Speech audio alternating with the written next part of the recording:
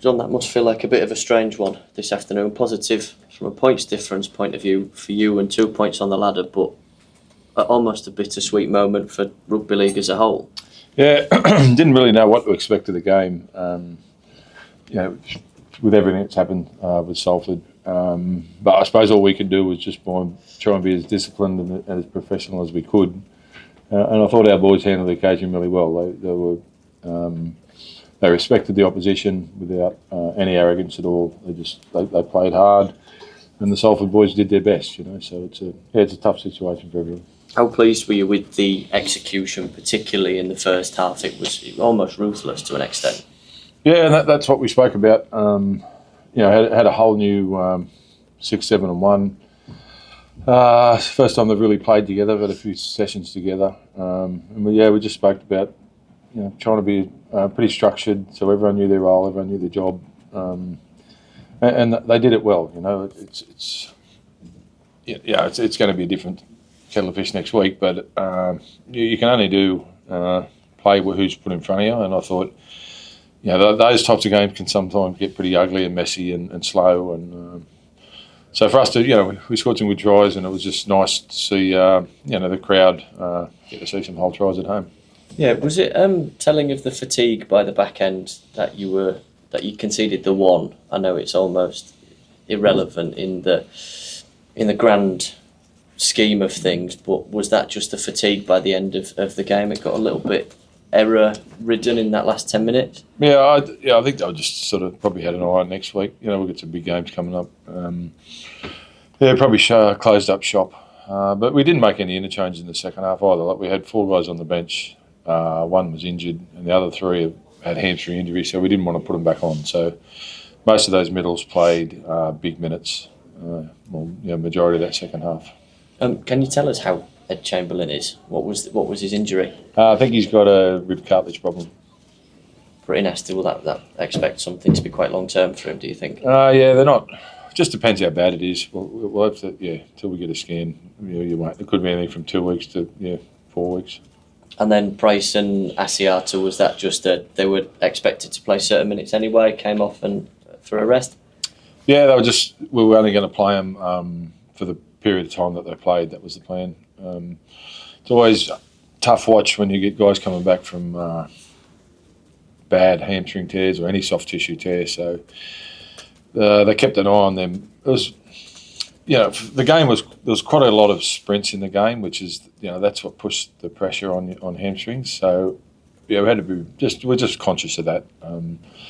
But to get that game in before, like a big tough 6 weeks of games coming up, it's a bit of a head start for them, I think. How good was it to have the pair of them back? Yeah, they make an enormous difference. We've not mentioned them at all. I think they've been out 12 weeks, the pair of them, and they provide a lot of attack for us. They're dangerous with the ball. Very important to our defence. Price at the back, and Johnny's one of our harder hitters in defence. And just a calming influence, so that they've definitely been missed. No doubt about that. I know you alluded to it earlier, but nice to put a show on for home fans. Yeah, it was. We'd sort of spoke about this straight after, or when they got back in from their break, was just dedicate this to our loyal members and our loyal fans. And we didn't know who we were going to play as far as individuals on the paddock, but today was just about getting the crowd cheering and happy and giving them a good week. Does that upset your preparation, not being able to kind of predict what the Salford side was going to be? In some ways, I think it's good. We don't.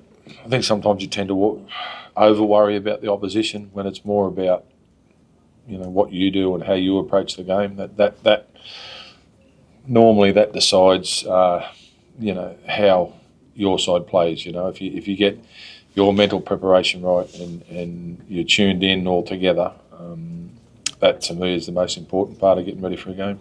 Lots of tries across the board for lots of different players, Lewis Martin, David Litton, Harvey Barron, etc. But 100th for Tom Briscoe for Hull FC. Just a word on that for us. Yeah, massive moment, especially for the majority of us ex-players who, you struggle to score one try, to score 100 for he's got a lot more of that in his career. But, I had real fingers crossed that he'd get one today, to get that monkey off the back, and he did well. He chased the ball. There was nothing on. He followed the ball, used all his experience, and it was a great moment for him. And the nice thing is you get to be at home again next week, of course. Welcome Lee. The last time out, that 22-all draw probably felt a little bit unfair. How do you approach this one?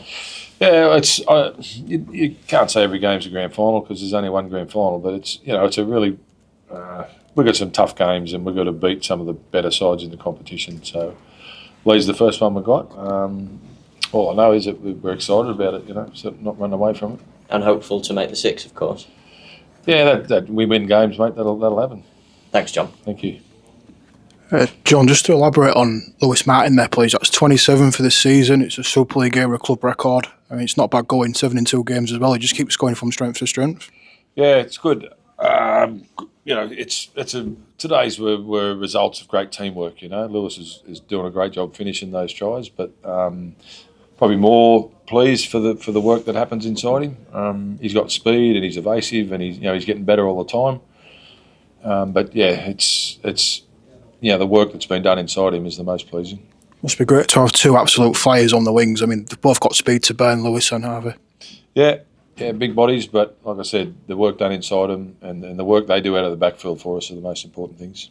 Aidan Caesar missed today. Club confirmed it's a shoulder issue. Is there any update on him, please? No, he's had a scan. It's no surgeries needed at the moment, so we'll just assess him week to week. Is he okay? Is he okay. looking at like mentally and all that? Is all Yeah, he's fine. Good stuff.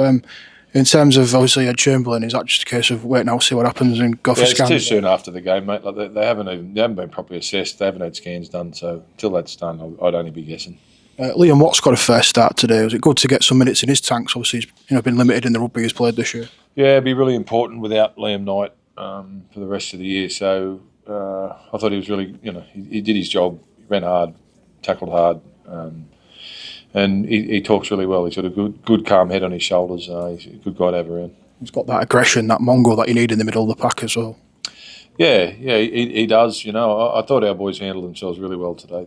They played with discipline. They played hard, but they respected their opposition. I thought, they did a fantastic job. I mean, on the opposition, there was a nice moment at the end between the two sides, bit of unity in the huddle. I mean, was that pre-planned or was it like spur of the moment?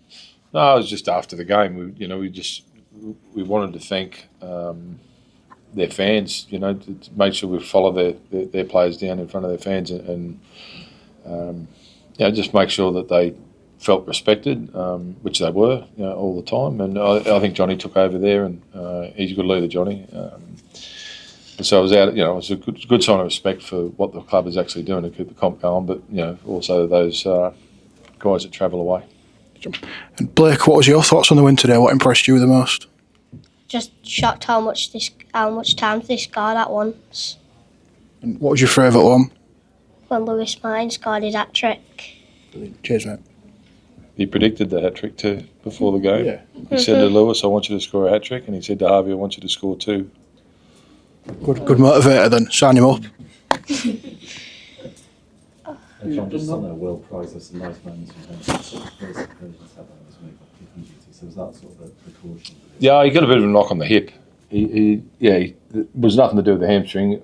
He got a bit of a knock on his hip. So he had a if you've had the injury, it's nothing bad, but it's quite painful. So he just had to keep it moving. We're always going to bring him off just after half time. So Zach took over the kicks.